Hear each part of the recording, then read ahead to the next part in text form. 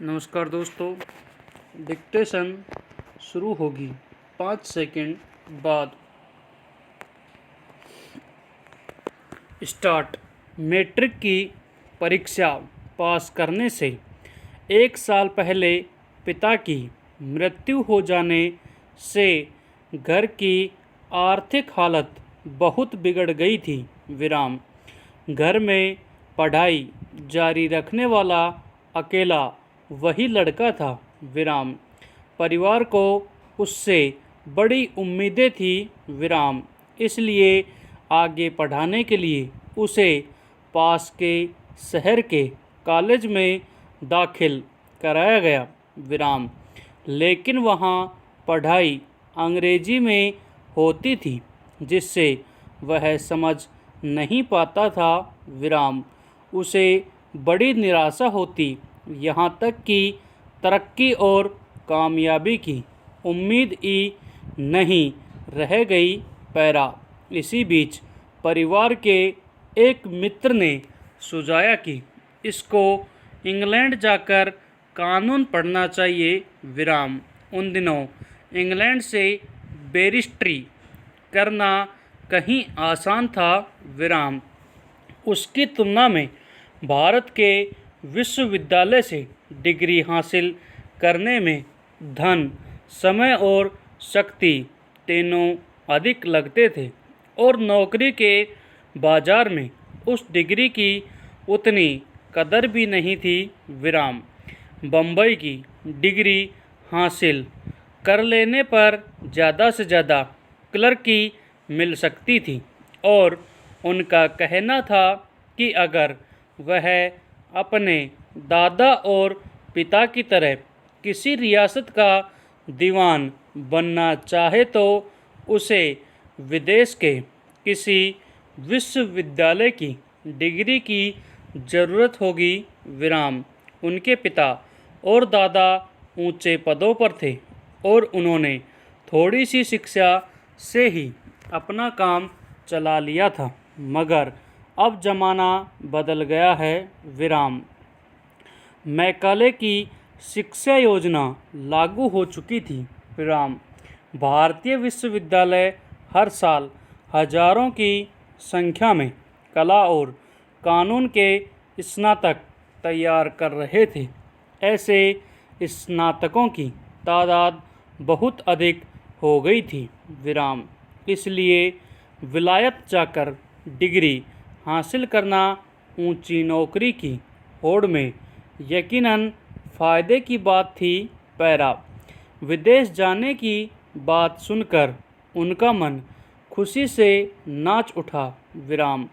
College के अध्यापकों के लेक्चर उसकी समझ में नहीं आते थे, इसलिए दार्शनिक एवं कवियों के देश और सभ्यता के केंद्र इंग्लैंड को देखने की उत्कंठा के साथ साथ कॉलेज से छुटकारा पाने की आशा बलवती हो उठी।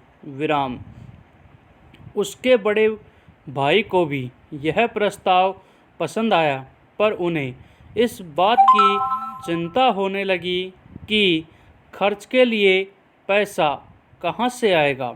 उसकी माता की तो छाती ही बैठ गई।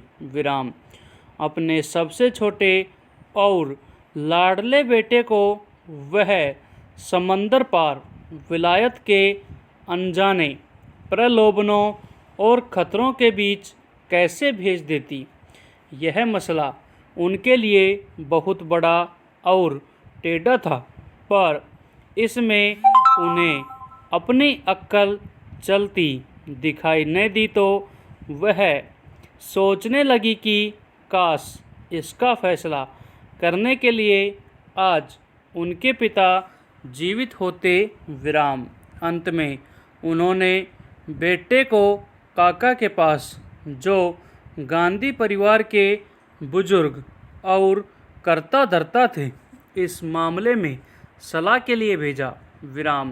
बैलगाड़ी और ऊंट पर यात्रा करके वह अपने काका से मिलने गया।